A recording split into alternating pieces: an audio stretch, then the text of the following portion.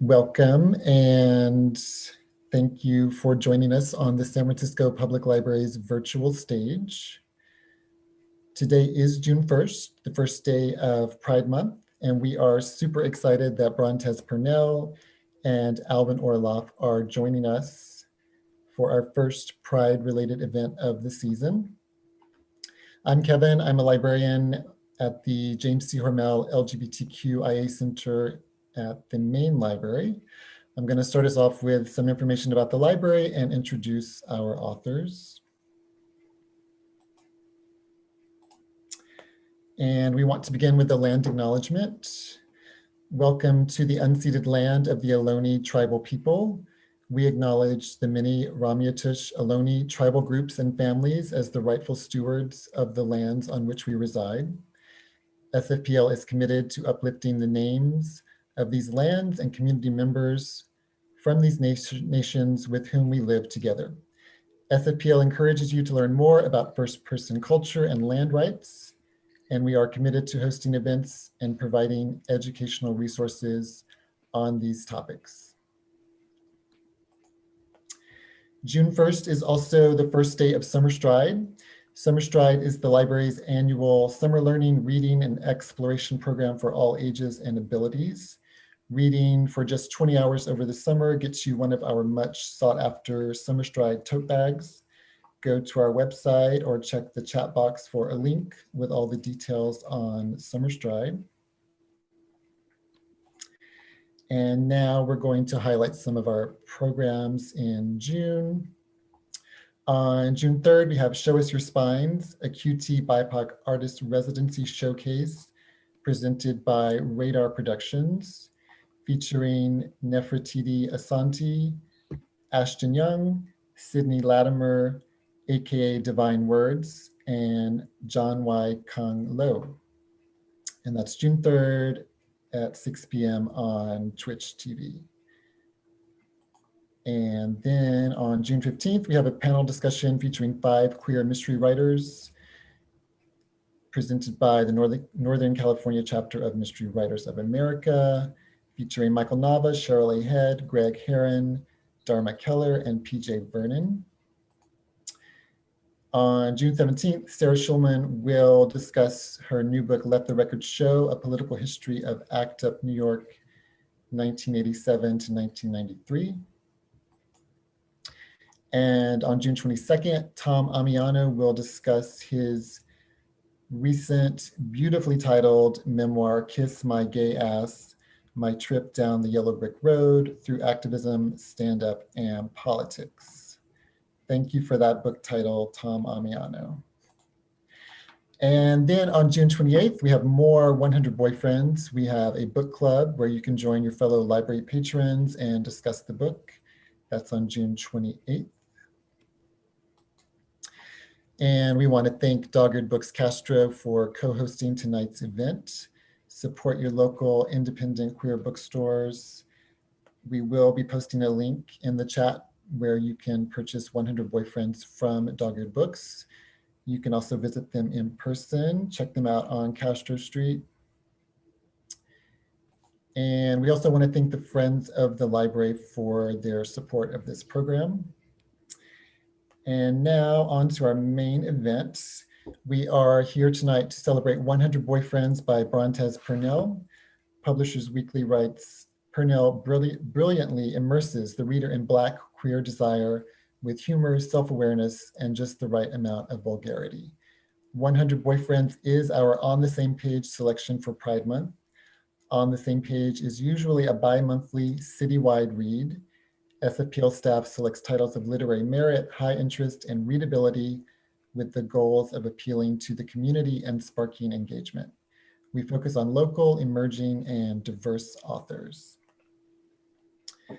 Brontez Purnell is a writer, musician, dancer, filmmaker, and performance artist. He is the author of a graphic novel, a novella, a children's book, and the novel Since I Laid My Burden Down. The recipient of a 2018 Whiting Writers Award for Fiction, he was named one of the 32 Black male writers of our time by T, the New York Times Style magazine in 2018. Purnell is also the frontman for the band The Younger Lovers, a co-founder of the experimental dance group, the Brontez Purnell Dance Company, the creator of the renowned cult zine Fag School, also a great title, and the director of several short films, music videos, and the documentary Unstoppable Feet, The Dances of Ed Mach. And we have some breaking news. Brontez was just today awarded the Jim Duggins Mid-Career Novelist Award from the Lambda Literary Awards. Congratulations. Tonight, Brontez will be in conversation with Alvin Orloff. Alvin began writing in 1977 while still a teenager, penning lyrics for the Blow Dryers, an early San Francisco punk band. He spent the 1980s working as a telemarketer and exotic dancer while attending UC Berkeley and performing with the Popstitutes, a somewhat absurd performance art homocore band. In 1990, he and his bandmates founded Clubstitute, a floating queer cabaret. Alvin has published 3 novels, I Married an Earthling, Gutter Boys, and Why Aren't You Smiling? And the memoir Disasterama about life in the queer underground during the height of the AIDS crisis. Okay, so I will turn it over to Alvin to start us off. Hello, everybody. Okay, Brontez, hi. I haven't seen you in forever because of this stupid pandemic, but here you are. So it seems that you have become an icon, and icons always get asked questions about their childhoods because that's just how it works. So I'm going to ask you a little bit about your childhood. When you were growing up and someone asked you, what do you want to be when you grow up? I'm just going to go out on a limb here and guess that you didn't say, I'd like to be a choreographer, dancer, filmmaker, author, and punk icon. What did you say when you were a little kid? What would you have said? No, I said all that shit. Like, really?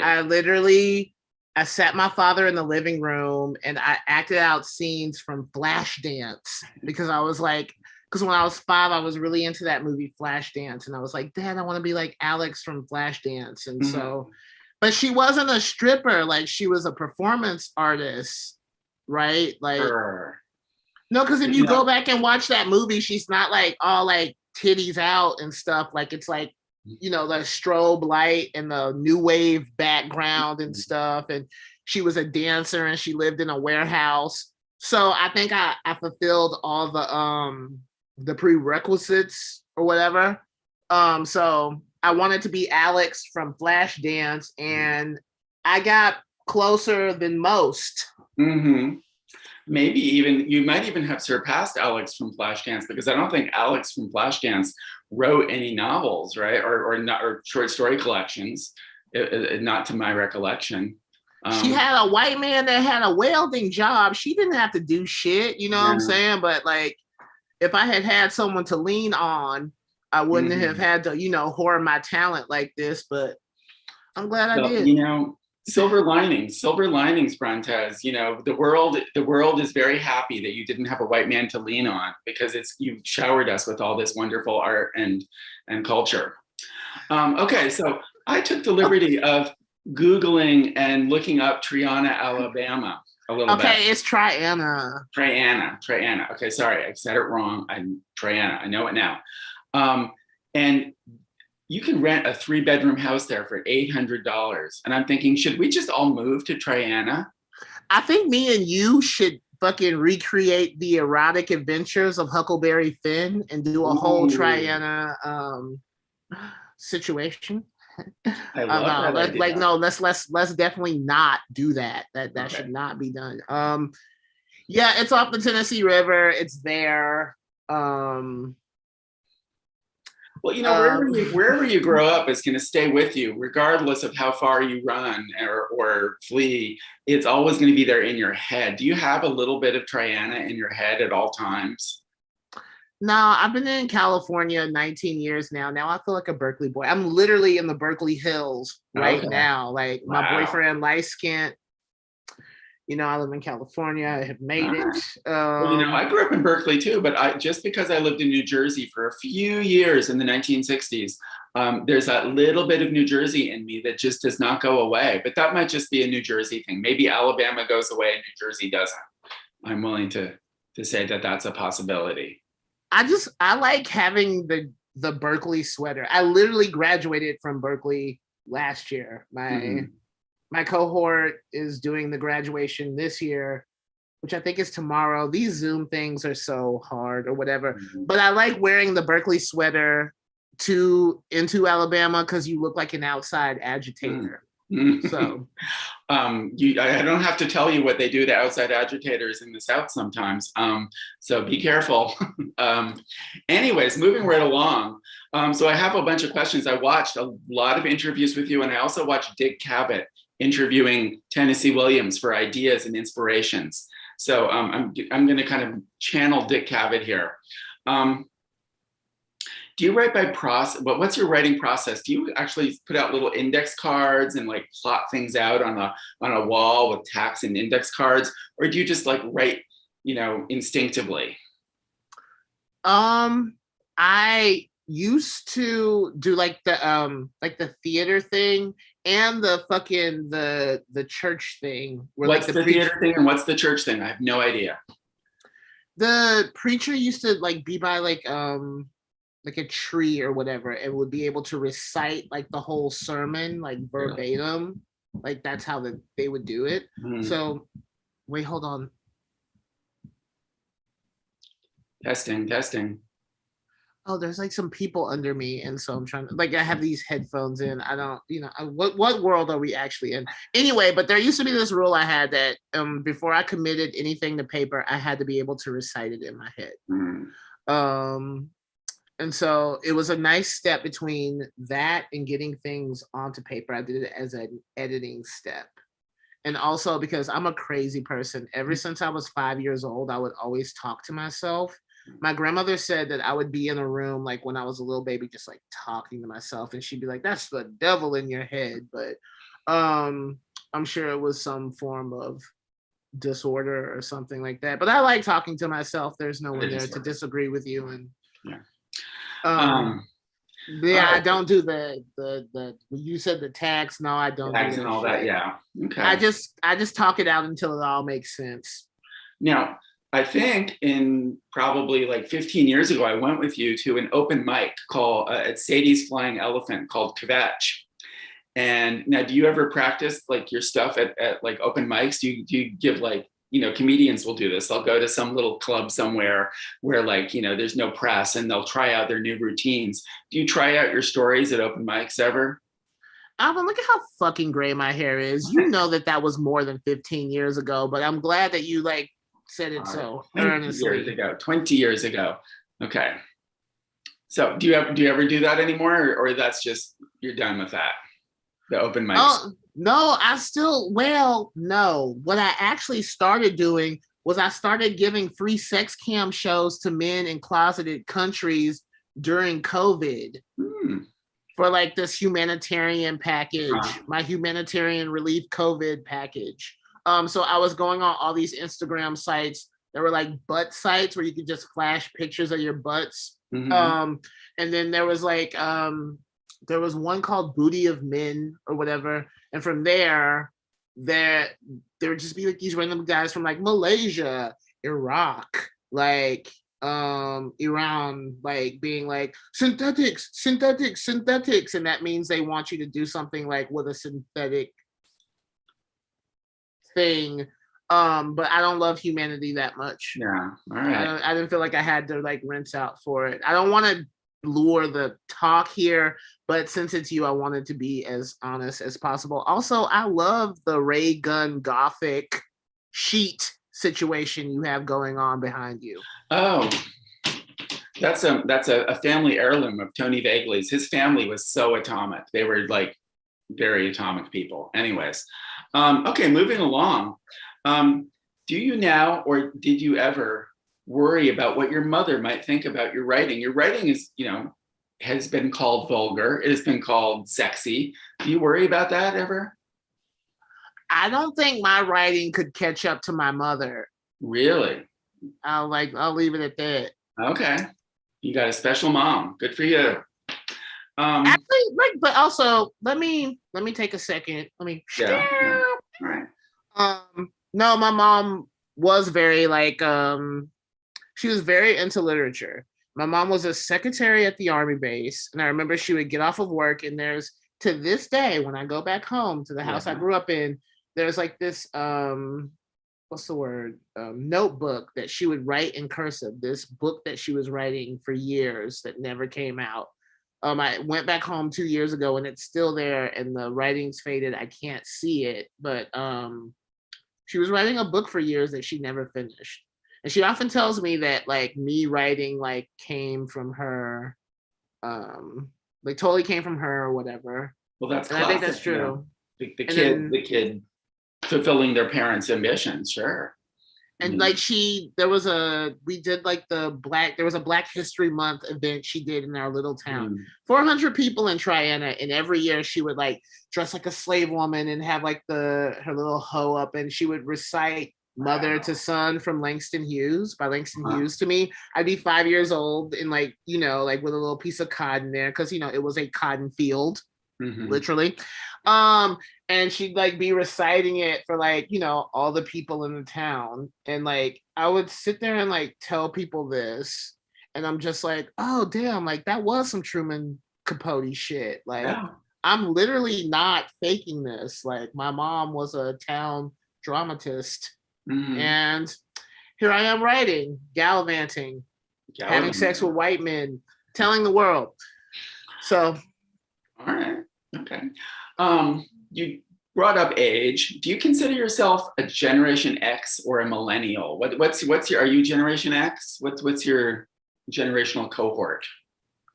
I feel like I have to be closer to Generation X, because at the end of the day, they didn't start calling me a millennial until they needed to sell me iPhones. You know what I mean? And I didn't have an email until 12th grade, really. You know what I mean? I didn't have the internet in my house.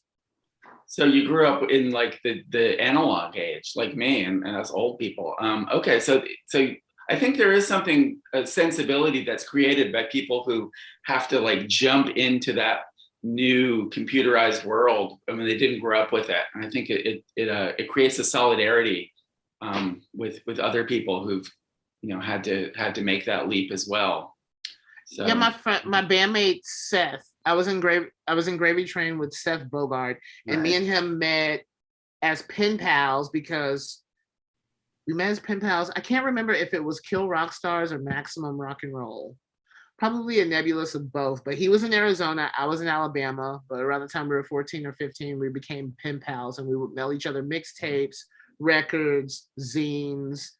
Like this is like, you know, the thing that got me to kind of California was like this kind of, you know, pen pal life. So I because of that, I file myself in with Generation X as a much younger brother. That makes sense. You know, my friend Jennifer Blowdryer collects stories. 86 stories about people getting thrown out of places. Do you have any good stories about getting thrown out of anywhere? I've been in recovery. What? I've been in recovery for 2.5 years, so I don't want to trigger myself or. You gotta say it. Move on. We'll move on. Next question. The unnamed protagonists in 100 Boyfriends. When I started reading it, I started thinking, you know, there are a lot of similarities between them, but they're not all the same person.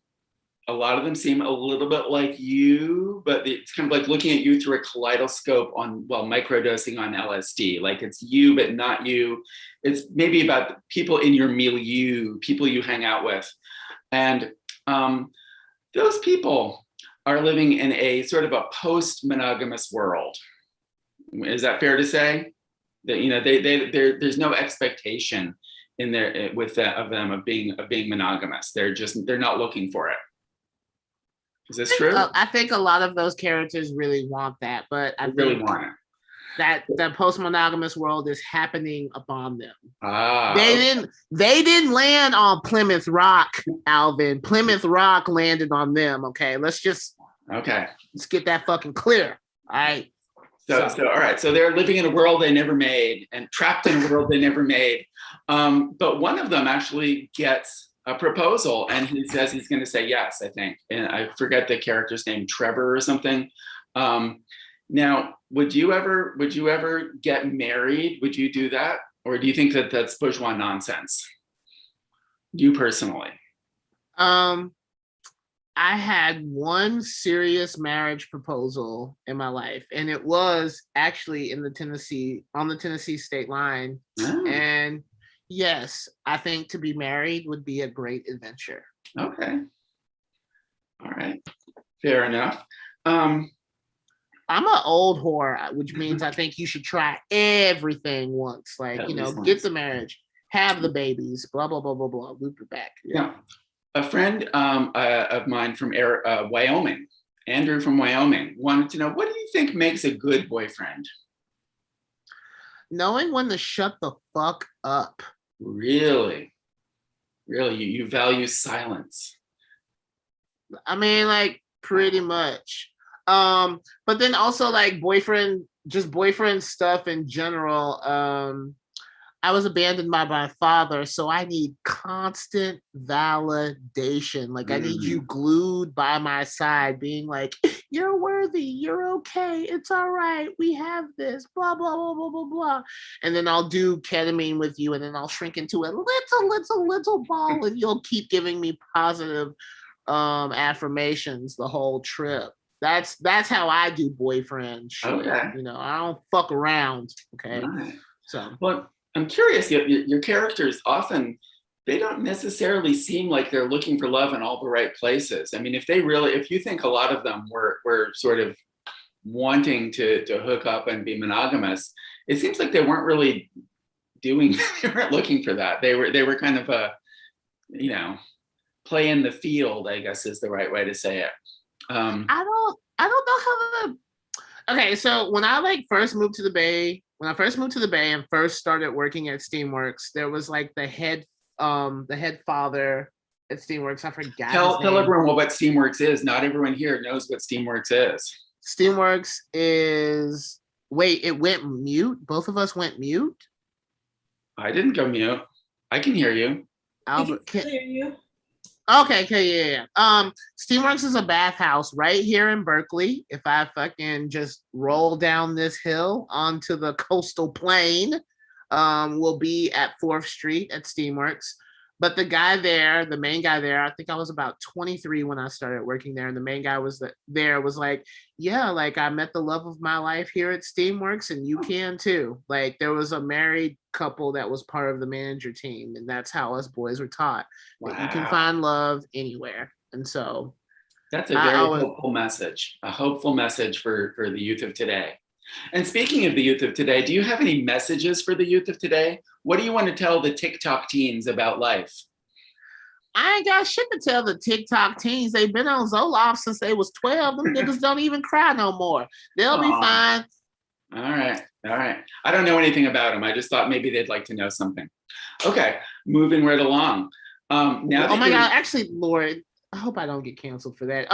If you're a teenager, you will eventually be 20, is what I have to say to them. Okay.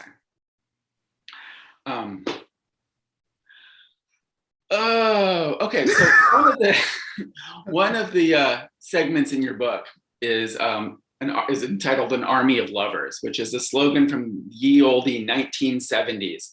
And back in the 1970s, people thought an army of lovers cannot fail, and it was based on a real thing in ancient Greece. There was the army of Thebes was 150 male lovers, and the ancient Greeks actually, they for hundreds of years they were undefeated. Then they finally got defeated, and oh well. So an army of lovers can be defeated apparently by Alexander the Great or someone like that. I forgot who. Philip of Macedon.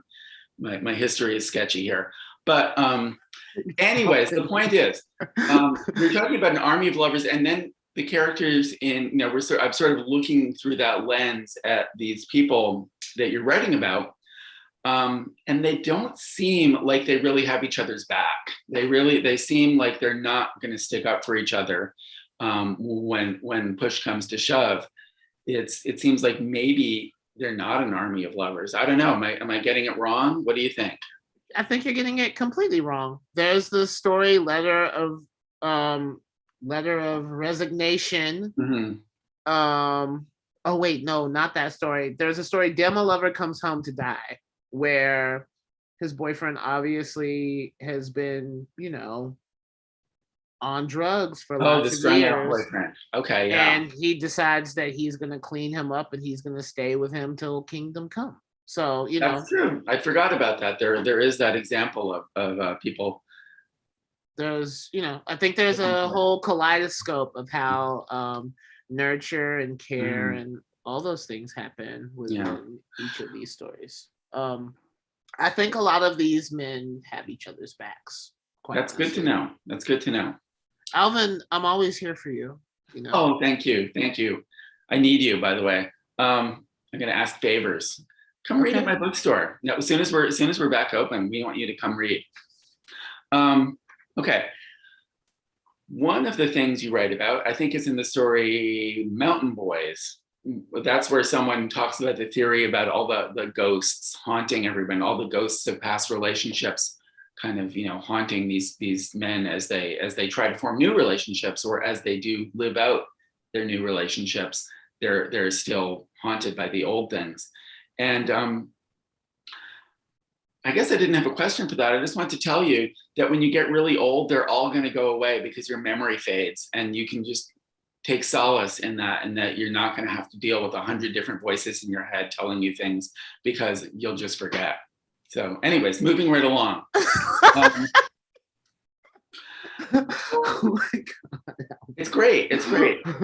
It's not senility. It's selective. You remember the TV show tunes from your childhood, but you don't remember like the people you had sex with. I've always loved the expression wrestling with inner demons. It's kind of the polite way people used to say, struggling with addiction. It was like, oh, he's wrestling with inner demons. And it seems like many of your characters are wrestling with inner demons. What about that subject appeals to you? And do you have anything to say about it? I don't know. I do think sometimes our addictions can become another boyfriend. Ooh. Sorts. Wow. Okay. That's deep. That's deep. Now there's a boyfriend that will not have your back. And will never leave you either. And they will be right on your shoulder all the time. However, they're not going to be giving you reaffirming validation. So. No. I mean, Now, not just no. Hell no. Pets, on the other hand, will give you validation every day, whether you want them from them or not. Oh God. Okay, I know that I'm gonna get completely fucked with for saying this, but every time I walk down the street and I see someone picking up some dog shit, I pray for the courage to die alone. There are other animals. You don't have no, because I'm so mad at people, because I'm just I'm old. I just want to have kids. Can some lesbian just have a baby for me, please, now? And just let me be like a fat old dad in a corner, knitting socks. And they're just like, Brontez, how can you bring another human into this world? Blah, blah, blah. And it's just like, I'm not the one being pregnant. Someone else is doing it. And then they bring their fucking puppies up. And I'm just like, no, just bring me the human baby. Well, I'm a disgusting person, people. It's what I'm saying here. So, but you want a disgusting person who wants a human baby. I didn't know this about you. Are you getting the what is it? Your biological clock ticking? My biological clock. Your biological clock is ticking. So, all right. Yeah, all right. It is. Okay. I mean, just to put it into perspective there. You've got time, but don't wait too long.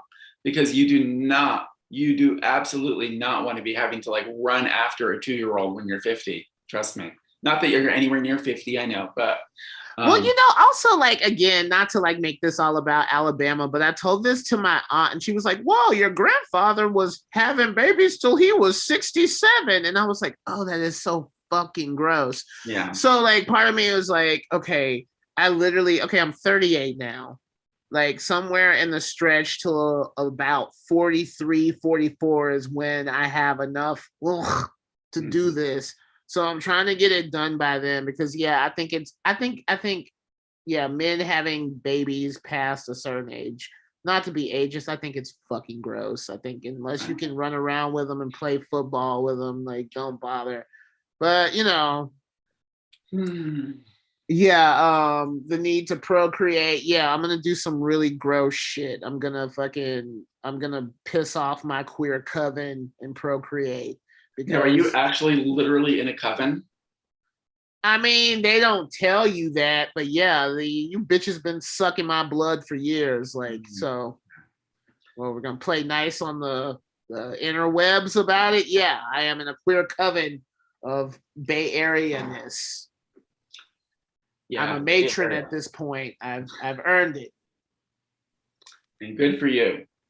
Okay, so writing about sex without being like sexy, that's a challenge, and I think you've mastered it. Do you take notes like after you make love to somebody? Is there like you do like immediately run to the other room and write down your emotional roller coaster that you went on? I mean, how do you do that? No, I worked at Steamworks for like a decade, and so I don't know. Research. You did research. Okay. I mean, what is not to be felt after sex after a certain point? And plus, I paid $70,000 for a goddamn theater degree. There's always some kind of fucking annoying running monologue in my head, and so why not commit it to paper? No reason whatsoever. I met someone who said they didn't have an inner dialogue in their head. And first I didn't believe them, but they're like, no, really. And not only did they not have an inner monologue or dialogue going in their head, either one, but they when one started in their head, they wanted to stop it. And I was like, what?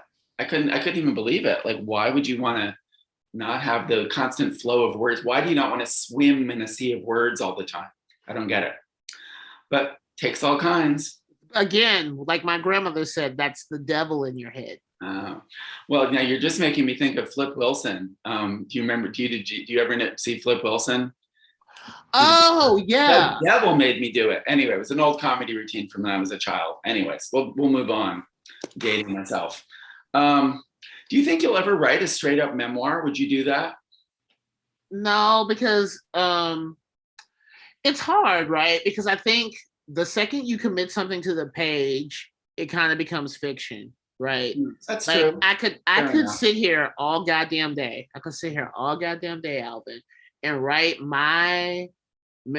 First of all, I don't like memoir because whenever I hear the word memoir, like I just get into this really like lagging, earnest voice that just kind of trudges along. It's not sexy. I know a memoir that doesn't do that. I know one.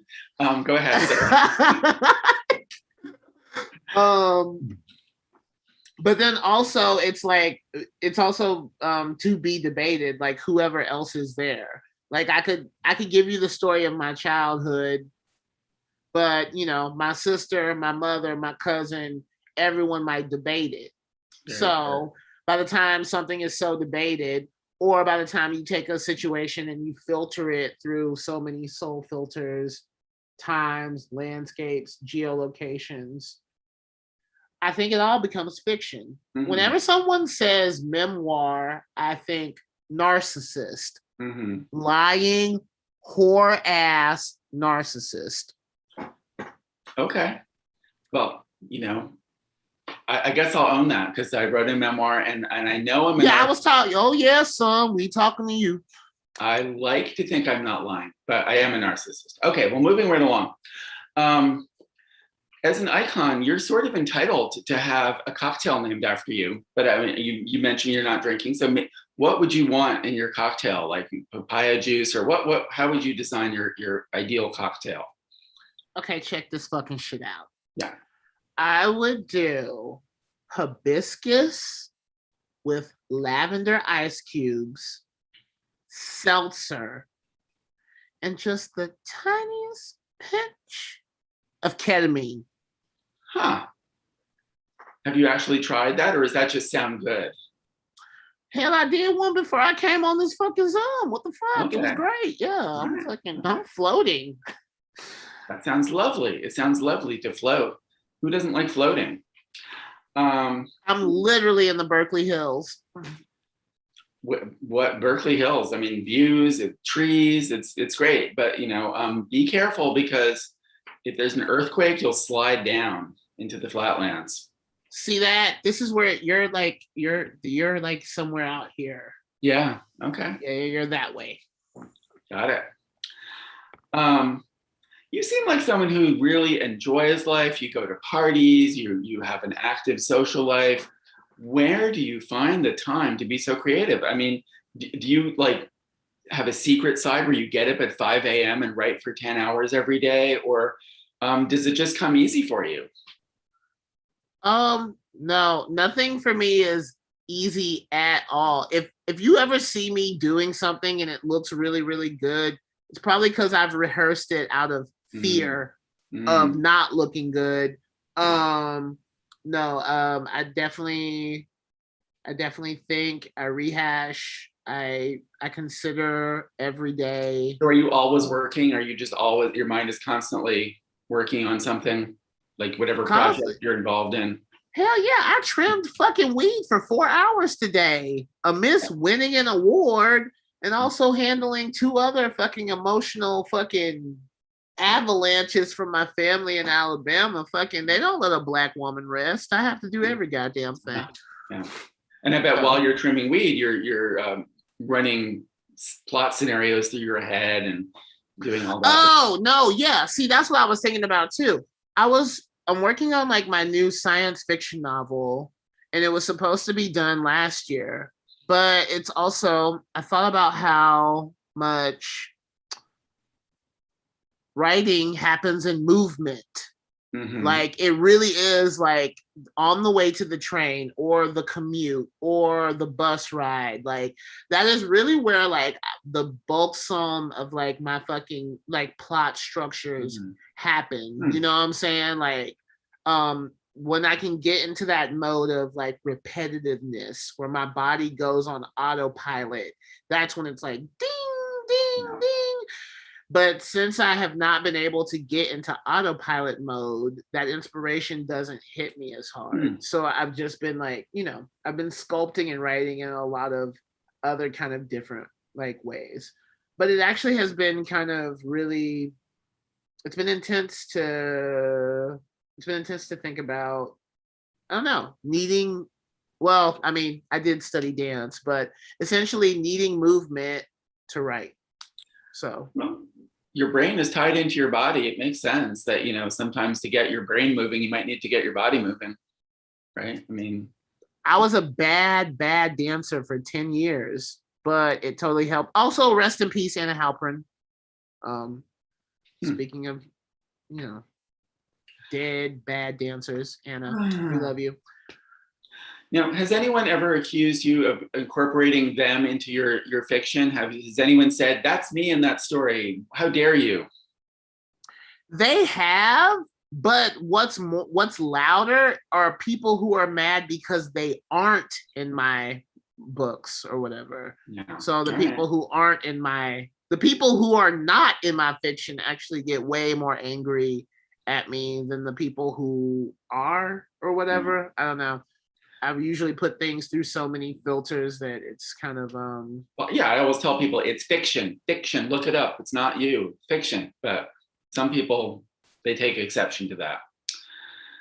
Can I ask you a question though? Like, in speaking about this fiction, have you been watching the Halston? I have. Yeah, I did. And I was wondering, how do people like Liza deal with like someone playing them not on screen? It just seems weird to me. It's First of all, you play Liza Minnelli on screen. I cannot imagine any fucking show where Liza Minnelli is the fucking co-star of someone's like crazy faggotry, right? No. But then to like not like get the whole like drug trip right, like it's just like, because she did way more drugs than that. They like condensed like the fucking, because she's alive and they didn't, they knew she'd take it. She'd sue them. Yeah. So I like, yeah. I kind of just think the way the interesting thing, I'm glad we're bringing this up because he Okay. died here in San Francisco. Halston died here in San Right. Francisco. What's interesting about that show is how they harken back to his like time with like his mother, his docile mother, who Yeah. was like, beat or whatever, but they never could make the connection that he actually had more in common with his abusive asshole dad than he did his perfect mother. Well, I- he had both. I mean, he was definitely had some of his mom's. Well, no, you're right. He had more with the dad, I guess. Faggots always want to coast with that, and I'm just kind of. Oh, sorry. I mean, it's an F-bomb. Listen, you guys. I'm sorry. I grew up by the river. I'm rough of tongue, as they say. But I like when I watch the Halston. When I watch, I watch Halston and kind of in the way I do, like I interpret 100 Boyfriends. Like this is the raw tongue, real deal thing. This era where this level of Decadence. Let's say decadence. this level of decadence will never be seen again. This was a very special thing that we bookended right there. I kind of like it. I like that he's a completely, in some ways, an unsympathetic character. In other ways, I think they could draw it out more. Well, I thought he was sort of sympathetic. I mean, he seemed like he was a fun person to spend time with. Mostly. I mean, not to work with, but I mean, he's a fun person to go out with. I can't even conceive of the time too, because it's like this is definitely like before like drug programs or whatever, just like a candy dish full of cocaine and draperies and like if I was in a room being like, yeah, let's reinvent the Isadora Duncan paradigm, let's just have some drapery and cocaine, like who wouldn't turn into a complete monster in a situation like that? I honestly applaud him. I think he's a master. Yeah, well, we're all completely, judging people without taking into account the era in which they live is not fair. Totally not fair. I think, yeah. But let's see what other questions I might have for you. You said that linear time is a scam. Now, that kind of mystifies me because I feel like time is so linear. It's oppressively linear, like every second follows another second and everything cause, effect, cause, effect, cause, effect, cause, effect. How do you get out of linear time? Do you have an escape valve? What do you do? You go on Zoom. Zoom, all right. Is Zoom a new drug? No, wait, we're on Zoom now. Okay. So you've done literature, performance art, choreography, music. What have you got against fashion design? Why are you not also designing fashions like Halston? I mean, don't you think you could do some really nice cut on the bias dresses and gowns and things? I mean, what's holding you back? I love dressing like an angry dyke from Portland in the 90s. I just, I call myself the grunge Fran Lebowitz because I'm just simply not fucking having it. Yeah, I've gained a lot of weight. I'm really into it too. I remember being in my 20s, taking the train to San Francisco. I gave all of you gay dudes 12 years of gym body, and no one gave me an apartment, an engagement ring, nothing. So now that I've had to do it all by myself, I'm just gonna dress like an angry dyke. No charcuterie or whatever, accoutrement. Mm-hmm. Just give me my white t-shirt and my dungarees and my Bernie beanie. Bam, here we are. I'm that midway point between James Dean and Audre Lorde. Just that is a brilliant description of and a lovely place. Who wouldn't want to be in between James Dean and Audre Lorde? Nobody. Only a fool would not want to be there. And also, I'd have to say that Berkeley might be the right place exactly for that intersection as well. I mean, I'm pretty fucking lit. Yeah. You taught me well, Alvin. You taught me very, very well, Alvin. I don't know that I taught you anything, Brontez. Oh, we have to wait much later for the full. Oh, okay, I got you, Alvin. All right. Oh, you can tell me. What did I teach you? You can tell me.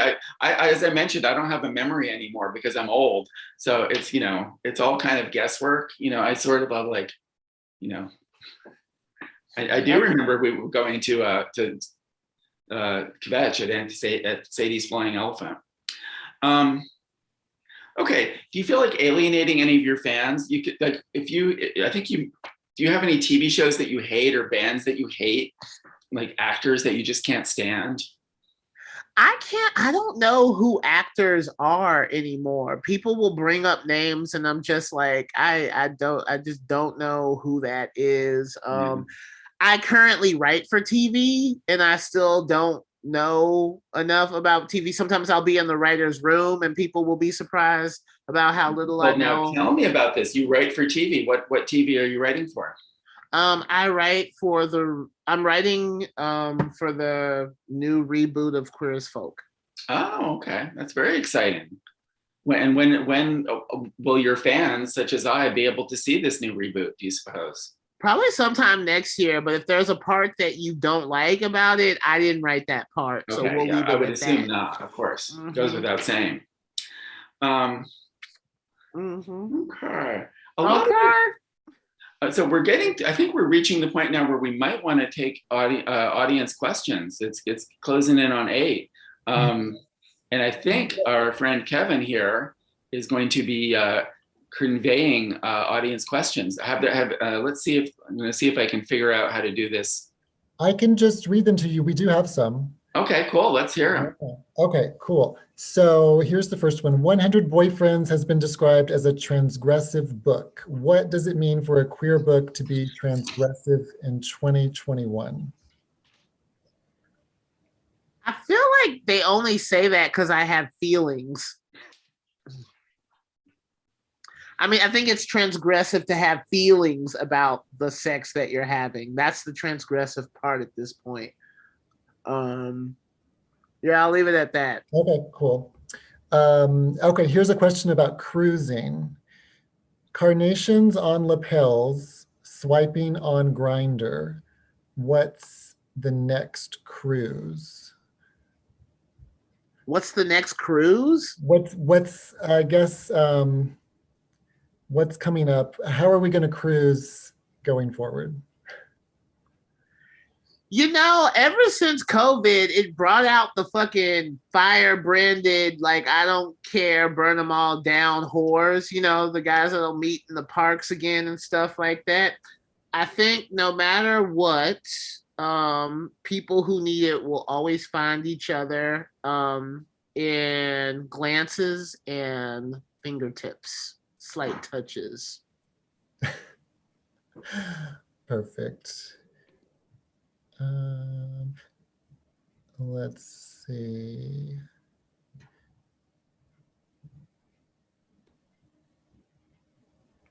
What do you wish your younger self knew about relationships? That it's all my parents' fault. Okay. And we have one from YouTube. Hold on one second. My favorite television program is Big Mouth. Okay, here's a question from YouTube. Do more people want to be your boyfriend after 100 Boyfriends was released? Nah. Nah.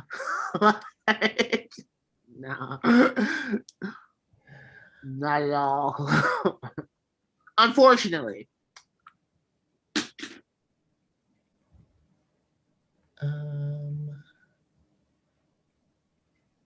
Okay, sorry, I think I'm missing some questions. Let's see. Any recommendations for a writer looking to publish in today's world? I self-published for a lot of years and then eventually I felt like it became a feedback loop effect. Like after Feminist Press came FSG, and then they soaked up the backlog of stuff that I used to do. And so I don't know. I say get in where you fit in. Um, Johnny was Johnny. The first novella Johnny was done by Rudos and Rubes.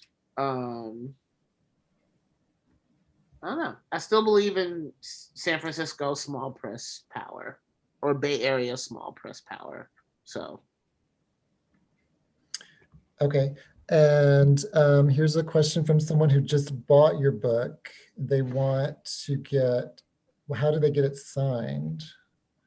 like just like text me on Instagram and tell me where to go, and I'll by on my bike and I'll come sign it. Oh, cool. Okay. Mark Abramson says to Brontez and Alvin that he just wants to say, I love you both. Happy June 1st. Thank you, Mark. Okay. It's Marilyn Monroe's birthday and also my father's birthday, who is deceased. So it's a very special day. Oh. Also some love from Terrence Smith. Some love from who? Terrence Smith. Oh, Okay, so I think that about does it for audience questions, and we have about 7 minutes left. Well, I have a question maybe for Brontez. Because I work in a bookstore, people are always asking me, what should I read? What do you think people should read? Who are some authors that you're excited about right now? oh wow. Some authors that I'm excited about right now. I don't know. Like all during COVID, I went to like my whole clutch of like comfort reading, and so Well, what's your probably comfort reading then? That's good to know. What qualifies as comfort reading for you? just like kind of go-to stables or just things that are like kind of like my Bibles that I always go back to. The first things I go to to kind of refill the well before I go back and I don't know, commit So what are pen some to titles? page. There's Johnny Panic in the Bible of Dreams by Sylvia Plath. Okay. I've been trying to turn it into a performance piece for like probably 7 years now. Mhm. But it's like it's the most beatniky thing or beatnik piece of writing she ever did. And it was kind of her like her sci-fi short story. And I don't know. I've been really sitting in a room like just getting into it. Of course, like cotton candy on a rainy day all the time. There's my copy of Lunch Poems by Frank O'Hara that was given to me by Bambi Lake Oh, outside the Eagle when I was 24. I thought about that a lot. Um, Solitudes Crowded with Loneliness. Um, Kaufman. It was given to me by this boy I loved in San Francisco. We were both young poets at the time. He hates my guts these days. Um, but then, but then also old zines, just old zines. My friend 80 did a zine called Finger on the Trigger that's like from 2001. And for whatever reason, a roommate I had that moved out had a pristine copy of this zine that I lost 15 years before, but she had the pristine issue of it and gave it to me. And I was like, oh, this is totally rad. So yeah, that's always fun. But then I don't know, also like new stuff and like old diaries. I have this thing of it's the one thing that I hoard is old notebooks. Like and then in this technological age, I feel it's the most grandiose thing I do where I still like will hold on to these tablets where there's just like doodles and like starts of poems or whatever. I've never done a full poetry book just because I don't think I've ever given myself permission. I'm still trying to give myself permission to write a whole book of poetry because every time I do it, I'm just like, who the fuck do you think you are? You better start explaining yourself. And it always turns into a book. But there's, I don't know, just kind of like things like that. And I think what's really cool about tablets and journals and all of these things is there are mile markers and they can like chart time, and especially when it starts, I think I'm at the beginning of when things start to feel a little fuzzy, like 20 years ago feels like, I don't know, when I met all my bandmates that moved me out here and zines that I were into, and I don't know, things from that era are all in this little tiny box, like that's split between my garage and my mom's garage in Alabama. And I pull them out and I'm just like, oh, like this is a bunch of tablets and old phone numbers and shit like that. So I think from here on out to the next 20 years, I'm gonna just keep these things. I have one right now. I started journaling like this again. And I talk to myself a lot. So having something that can accompany your stray thoughts is, I don't know, it feels revolutionary. And it makes things easier for your biographer when your biographer is coming to do your life story, or your biographers, maybe plural, then they can look at those and it'll help, they'll be able to like get in your head, like, what was he thinking when he wrote that? To be like, that's when she really fucking lost it. Yeah, totally. I think the thing that I always take away from you, Alvin, is I was interviewing you for Fag School. This had to be 2002. Okay. I still have pictures from it too. I was in my altar room at my home. I still have Polaroids of you. Mm-hmm. And you were like, yeah, like you said something about like writing something in real time. I remember you saying something about if you write something 20 years later, you may not remember it. I always had a bad memory. Yeah. So yeah, like I definitely took that energy into the Cruising Diaries, and I took that energy into Johnny, Would You Love Me If My Dick Were Bigger? Yeah. That was me following your advice. Yay, I'm glad you did. And you can always, if you don't want to be like writing like while you're standing up on the subway or whatever, you can always just get one of those little like, those phones. You just need to talk into the phone and do note taking. I don't know. There's some app that like, you can just, it's like a dictaphone. You talk into it and you walk up and down the street and it looks very, very important. So there's lots of ways to skirt it, yes. But let me say though, I do think that it's important to always have that one extra editing step. Like if you have, like, yeah, transcribing is what essentially, the hardest thing about being a writer is the typing, essentially. So whatever step that you need from the voice box to the memo to the typing, just make sure you have that one editing step in between. And I think, yeah, that's where careers are made. Mm-hmm. Editors, we love them. Even when they're us, it's like, it's an important job. Super important. So, crucial. Yes. Oh yeah. Kevin, you just appeared. Yeah, well, it's 8:00, so it's we can keep going if there's more, or we could wrap it up. I think it's dinner time. It's dinner time. Yeah. Okay. Cool. Well, thank you both so much for being here, and thank you for having us. Thank you for having us, for sure. Thank you. Good night.